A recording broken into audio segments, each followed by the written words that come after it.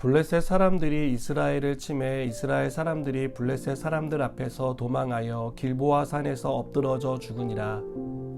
블레셋 사람들이 사울과 그의 아들들을 추격하여 사울의 아들 요나단과 아비나답과 말기수아를 죽이니라.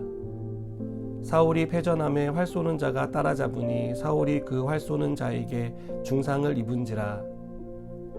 그가 무기를 든 자에게 이르되 내 칼을 빼어 그것으로 나를 찌르라. 할례 받지 않은 자들이 와서 나를 찌르고 모욕할까 두려워하노라 하나 무기를 든 자가 심히 두려워하여 감히 행하지 아니하는지라. 이에 사울이 자기의 칼을 뽑아서 그 위에 엎드러지매 무기를 든 자가 사울이 죽음을 보고 자기도 자기 칼 위에 엎드러져 그와 함께 죽으니라. 사울과 그의 세 아들과 무기를 든 자와 그의 모든 사람이 다 그날에 함께 죽었더라.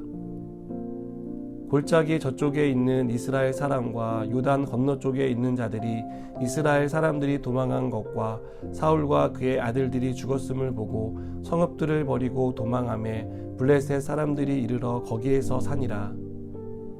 그 이튿날 블레셋 사람들이 죽은 자를 벗기러 왔다가 사울과 그의 세 아들이 길보아 산에서 죽은 것을 보고 사울의 머리를 베고 그의 갑옷을 벗기고 자기들의 신당과 백성에게 알리기 위하여 그것을 블레셋 사람들의 땅 사방에 보내고 그의 갑옷은 아스다돌의 집에 두고 그의 시체는 벳산 성벽에 못 박음에 길르한 야베스 주민들이 블레셋 사람들이 사울에게 행한 일을 듣고 모든 장사들이 일어나 밤새도록 달려가서 사울의 시체와 그의 아들들의 시체를 벳산 성벽에서 내려가지고 야베스에 돌아가서 거기서 불사르고 그의 뼈를 가져다가 야베스 에셀나무 아래에 장사하고 7일 동안 금식하였더라.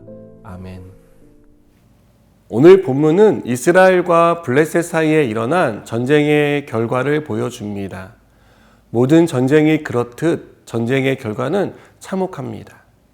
특히 하나님의 백성으로 부름받은 이스라엘 백성이 이방 민족인 블레셋에 패배했다는 것은 참혹함을 넘어 비참한 결과였습니다. 이 전쟁으로 이스라엘은 많은 것을 잃었습니다. 자신들을 이끌던 왕 사울이 전사했습니다.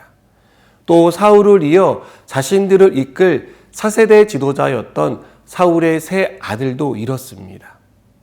또 많은 이스라엘 남자들이 죽었습니다. 재산을 빼앗기고 고향을 떠나야만 했습니다. 왜 이스라엘은 이런 결과를 받게 되었을까요? 하나님이 사울을 버리셨기 때문입니다. 정확히 표현하면 사울이 하나님을 떠난 결과입니다. 이스라엘은 사사와 선지자를 통해 하나님의 통치를 받던 신정 국가 체제로 출발했습니다. 그러나 다른 국가들처럼 왕을 두고 통치를 받는 왕정 국가 체제를 원했습니다. 그래서 하나님께 허락을 구했고 하나님은 사울을 세우셨습니다. 비록 정치 형태는 왕정 국가였지만 이스라엘은 여전히 하나님의 통치를 받는 그런 나라였습니다. 왕은 하나님의 대리자로서 하나님의 뜻을 따라 국정을 운영해야 했습니다. 하지만 사울은 어느 순간부터 하나님의 뜻과 무관하게 국정을 운영하기 시작했습니다.